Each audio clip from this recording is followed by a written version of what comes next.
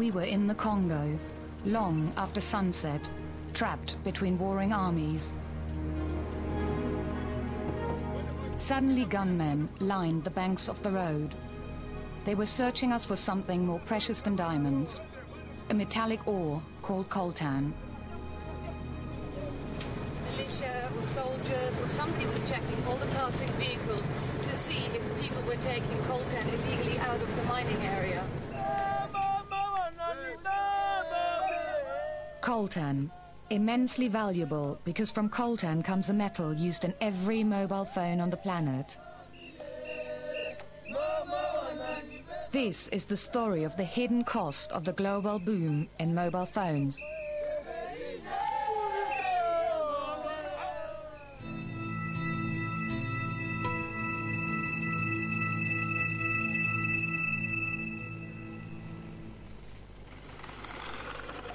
My journey began in Uganda. A team of hostage negotiators had agreed to take me into Congo. They were hoping to free some Thai workers kidnapped by one of the warring factions. As insurance, Francois Lumumba, the son of a former leader of Congo, was coming along. Trouble was, a rival faction controlled the airstrip we were heading for. Sure enough, its leader, Jean-Pierre Bemba, called to threaten that his troops would kill us. C'est question de problème des otages là-bas. Yeah, no, we have talked to Bemba. We have just talked to Bemba. C'est la vie ou c'est François? Quel est votre problème? Well, that really feels a bit scary now. We've just had a threat from one of the warlords, and we haven't got permission to land, so there have been phone calls going back and forth. No, he will call me. Let me get... Yanni. Hello? The team phoned contacts in the Ugandan government with links to Bemba. Okay. Non, je suis là, hello? Then they decided to gamble. Don't forget us now, you pray for us now. Okay, let's go.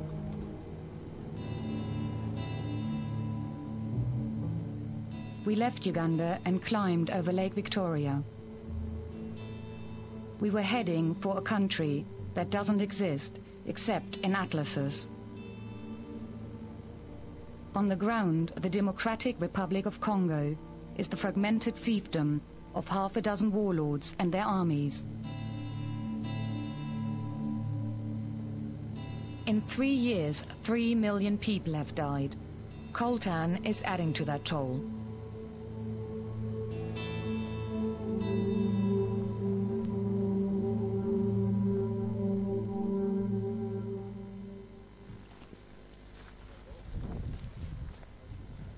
At the airstrip, we concealed our camera. The team's phone calls had worked. Our welcome was cold but polite. They looked like customs officials, but they were security agents of the warlord Bemba.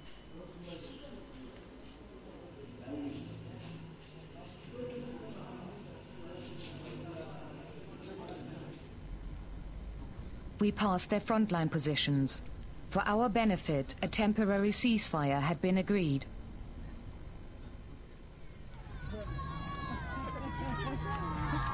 Soon we arrived in the area controlled by the rival faction, the Mai Mai. They'd taken the Thai workers prisoner in a dispute over coltan. The Thai company that employed the hostages was exporting the ore, and the Mai Mai hadn't liked that.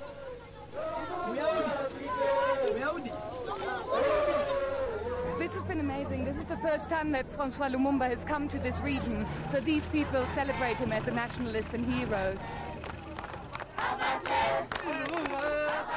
Back in the 60s, Francois's father, Patrice Lumumba, was the Congo's first and only elected leader. He accused foreigners of exploiting the country's wealth. He was murdered.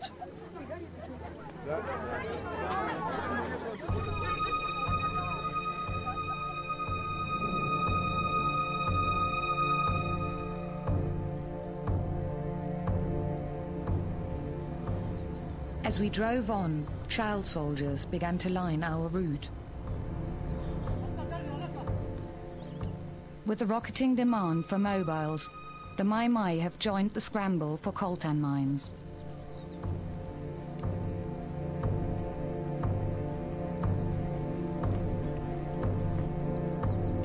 Now they can afford modern weapons.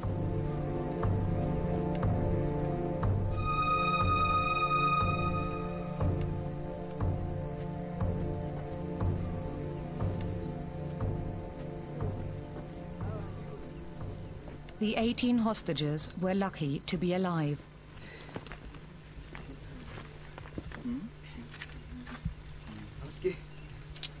Okay, Baban. So. I knew the Mai Mai usually killed prisoners. They rip out their hearts and put their heads on stakes.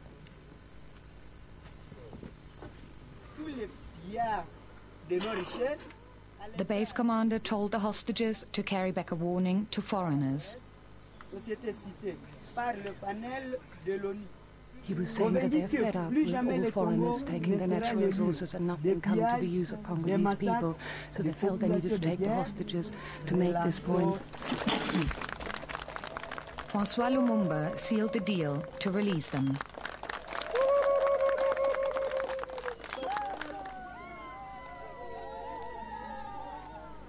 After dark, the hostages were led off to freedom.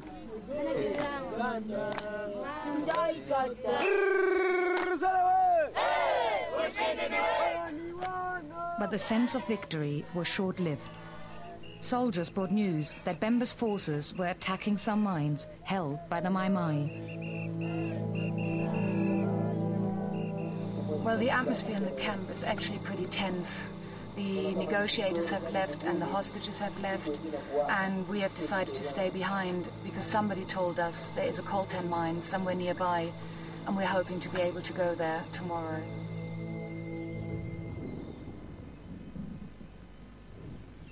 By dawn, most Mai Mai had gone to positions in the hills, but rumors of an imminent attack subsided.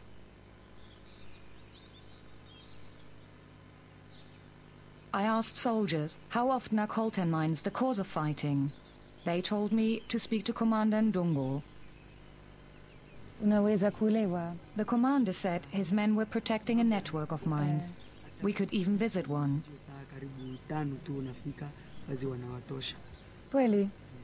So there are even some coltan mines nearby, and it's a day's walk to get there, but you can also go with a motorcycle, and that is much quicker. Inachukua muda gani? Okay, so there is a possibility maybe for us to arrive there. Within minutes, everything changed. Bemba's forces were attacking, and they were nearby. Well, we've just decided to leave because these are the last cars going out of the camp. But with the contacts that we've made, we're hoping to be able to return. But the base was overrun 12 hours later. We headed for a nearby town, Butembo.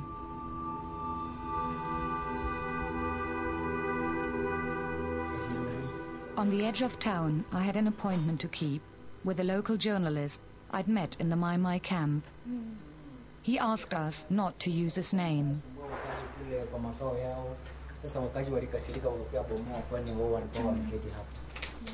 Butembo was the center of the local coltan trade, he explained. And these houses had been destroyed days before in fighting between Bemba and the Mai Mai. He gave me a video.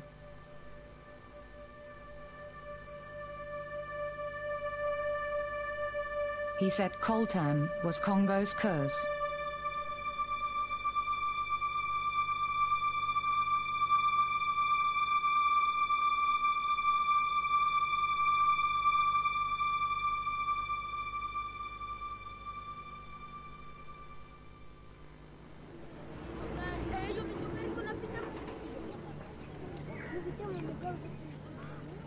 It was clear that coltan dominated this town.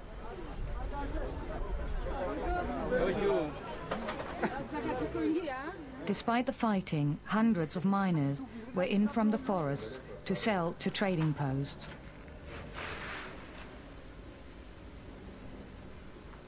Bonjour. Habari za leo? Okay.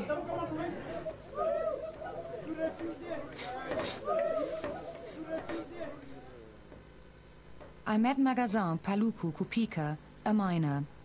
He's 32 with a wife and 5 children. Like many others, he left farming during the coltan boom to become a miner. But it hasn't made him rich.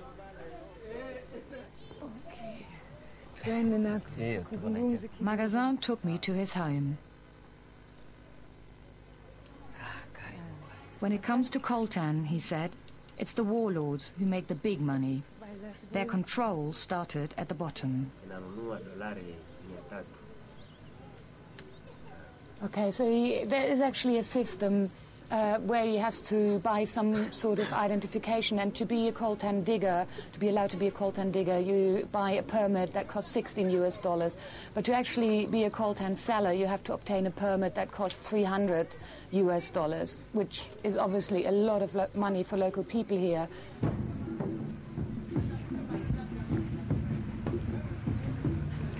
I'm on my way to see a very, very rich local businessman called Bayoli, who is said to export more coltan from Butembo than all other exporters combined. And he's got the most plush-looking, high-tech office that you could possibly find in town.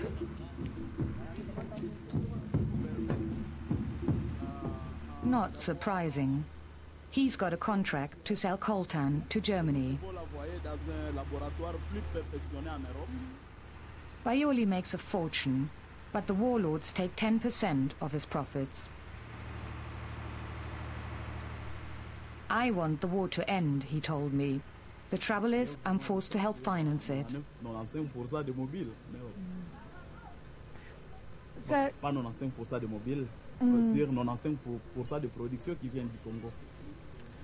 so there actually is a campaign in Europe that is saying there's blood on your mobile, talking about the political situation here. And I was wondering what he thinks about it, and he said, well, that's a very justified campaign, because really there is blood on a mobile in the sense that so much of the coltan exported doesn't help people here, but fuels the war.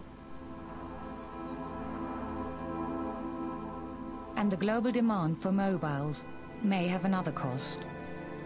Since the coltan boom began, Dr. Jean-Paul Mundama has noticed a significant increase in babies born with disabilities. This is Wenge Kahambu and her newborn baby, Kilembe. The doctor believes that her condition may be linked to the fact that coltan is radioactive.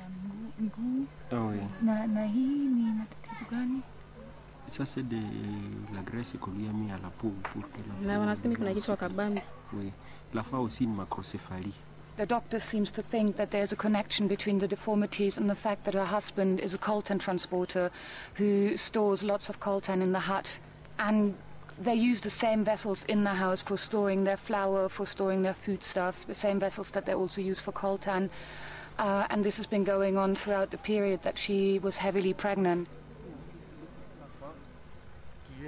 Nearby, we met Kasema, 2.5 years old and suffering from spina bifida.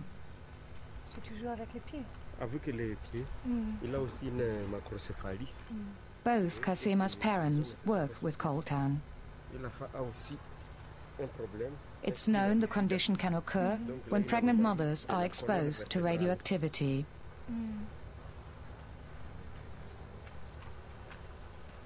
Dr. Mundama told me that he hopes one day other researchers will investigate his suspicions.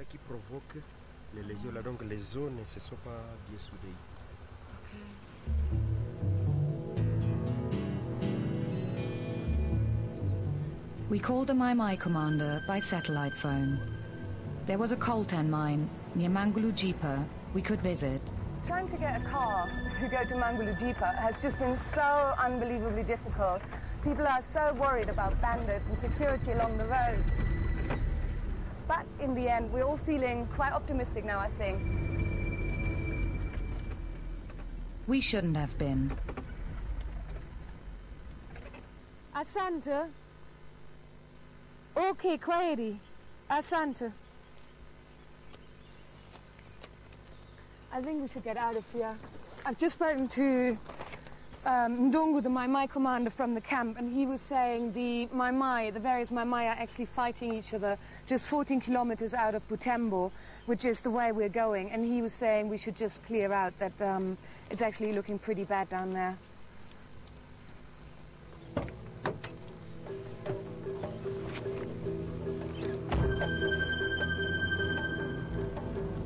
That's a really close call, I think. And not the first one on this trip. The message was clear. Where there's coltan, there's bloodshed.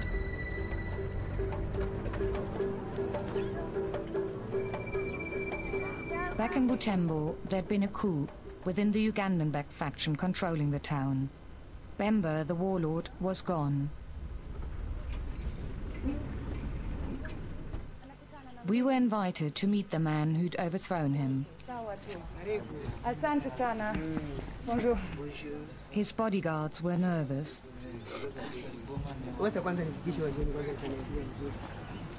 Bonjour. Ça va bien? Mbusa Nyamwezi, the new man, said he didn't know anything about coltan or the money that came from it. He was a politician, not a businessman. I asked him about a recent United Nations report that had reached a different conclusion. Ça n'a rien à voir avec la vérité. Rien à voir. Vous pouvez demander même aux soldats, même à tout le monde. On sait que je ne suis pas voleur ici. Well, I wanted to know how come that the president has been named as one of the key people who've been involved with the Ugandan military in exploiting the mineral riches of Congo. And he's saying he's not even a businessman and this whole affair has been totally exaggerated. And he himself says that he's been named in the UN report for having embezzled $10 million US, and he says that's an outright and complete lie. I persisted. After all, the UN had called for a criminal investigation into his affairs. Sauf que chez moi, ils vont perdre du temps parce que je n'ai aucun business. But of course they'll lose their time, they'll waste their time if they actually start investigating him, he says. No business, no anything. No business, no anything, nothing to hide. Even if this house is not mine, it's for family. Okay. Your family? Yes.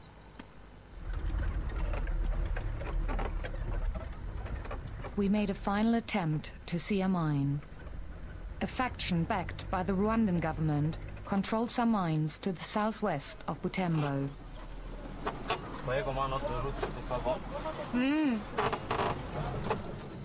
With dusk approaching, we were still hours from the nearest safe village.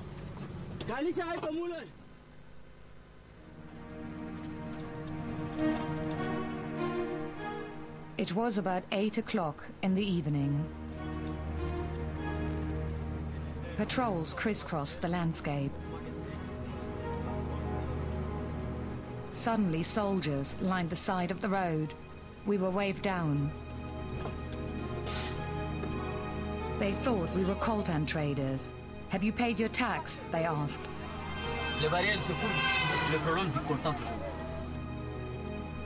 It took a while, but we explained we were journalists. I realized the coltan mines were nearby.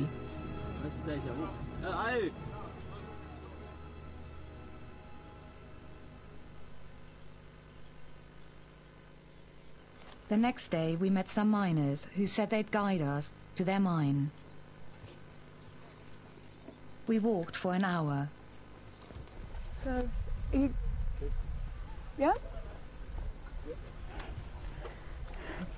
This is really nice. He's actually digging steps for me because it's so steep here, so that we can get down. Okay, tuendelea. Asante sana, bwana. And suddenly, there it was, a coltan mine. Okay. Okay. So, off I go.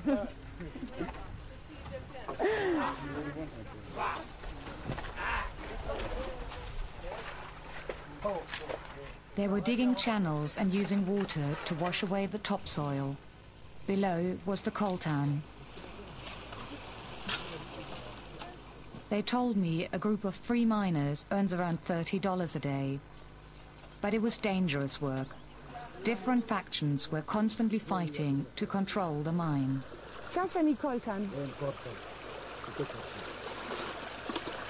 Okay, so this is coltan. Kinesha Biamana says he could make a decent living if it weren't for the war.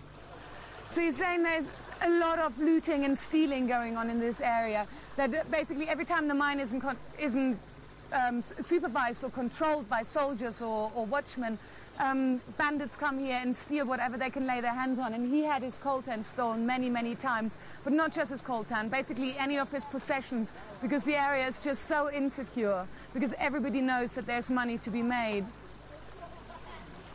They were eking out a living in the midst of a war, fueled by a mineral that people here have absolutely no use for.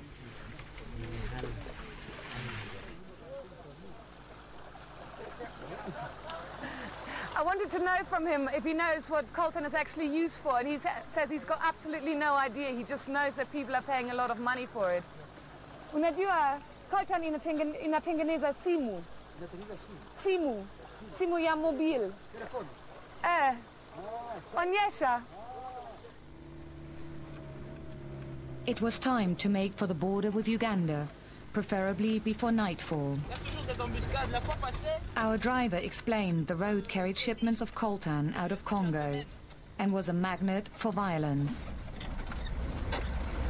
The soldiers along this road sound totally out of control, and they're waiting for passing traffic and attack people in cars or on motorbikes, make them take off their clothes, steal everything that they can lay their hands on. And 2 days ago, 2 people have actually been killed on this road.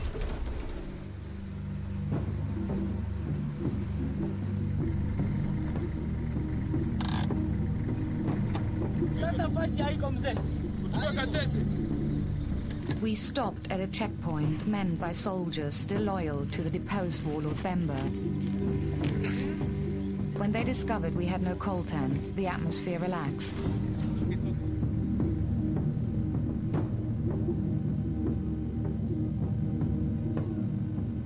There were military camps all the way to the border.